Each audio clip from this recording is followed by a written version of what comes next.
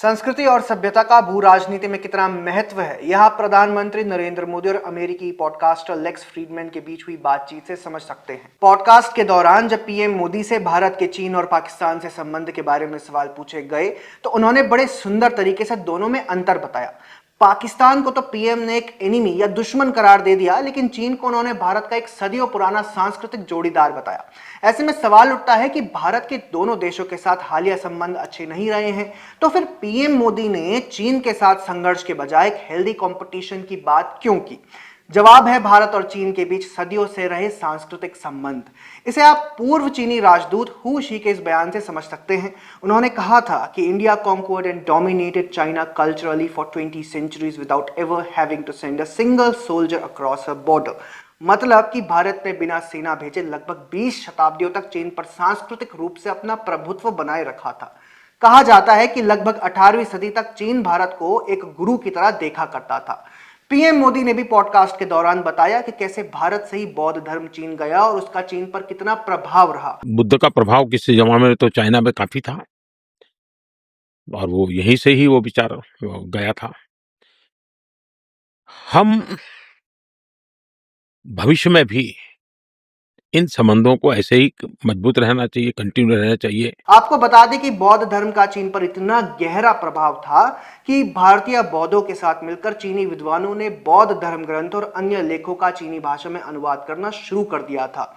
इससे चीन में न केवल बौद्ध धर्म का प्रचार हुआ, बल्कि इससे चीन पर भारत का एक नया कल्चरल इन्फ्लुएंस भी पड़ने लगा था।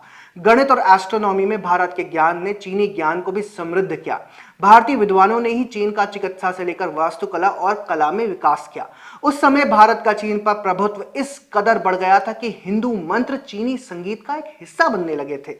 यही कारण है कि पीएम नरेंद्र मोदी ने पॉडकास्ट के दौरान कहा कि भारत और चीन के बीच वास्तविक संघर्ष का कोई इतिहास नहीं है और सदियों से भारत और चीन ने एक दूसरे से कुछ न कुछ सीखा ही है। साथ ही दोनों देशों ने मिलकर हमेशा किसी न किसी तरह से वैश्विक भलाई में योगदान दिया है और एक समय पर तो भारत और चीन अकेले ही दुनिया के जीडीपी में 50% से अधिक का योगदान किया करते थे। पीएम नरेंद्र मोदी ने इस बात पर जोर दिया कि भारत और चीन को अपने संबंधों को मजबूत करना चाहिए और इस बात पर ध्यान देना चाहिए कि दोनों देशों के बीच प्रतिस्पर्धा कभी संघर्ष में ना बदले।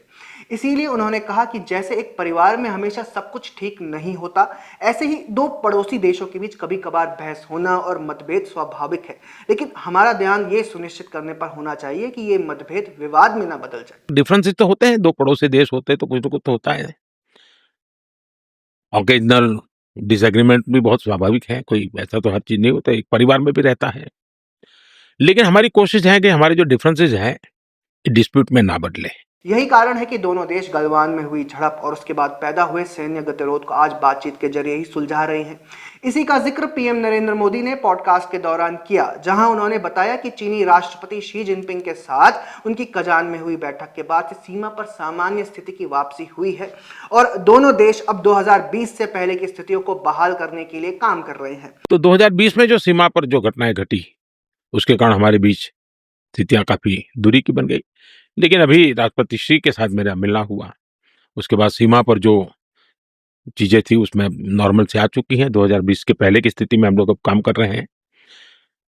अब धीरे धीरे वो विश्वास और वो उत्साह और उमंग और ऊर्जा वापस आ जाए। उन्होंने कहा कि 21वीं सदी एशिया की सदी है और भारत और चीन के बीच सहयोग न केवल लाभकारी है, बल्कि वैश्विक स्थिरता और समृद्धि के लिए आवश्यक भी है।